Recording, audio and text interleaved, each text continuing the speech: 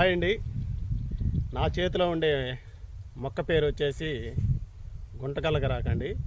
ఈ గుంటకలగరాకు దేనికి పనిచేస్తుందో మీకైతే తెలియజేస్తాను. ఫస్ట్ దెబ్బలకి ఎక్కడన్నా మనం కొడవలతో కోసుకున్నప్పుడు అంటే గడ్డి కోస్తుంటాం కదా రైతులు, అలాంటప్పుడు ఈ గుంటకలగరాకు కొసురు కానీ ఆ గాయానికి కానీ వేస్తే దెబ్బతోటే తగ్గిపోద్దండి.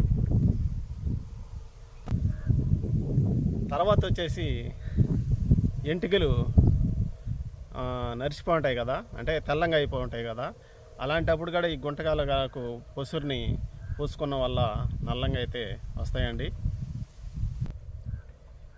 ఈ గుంటకలగరాకు మొక్క పొలం గెట్టుల మీద ఎక్కువగా ఈ మొక్క అయితే మలసద్దండి.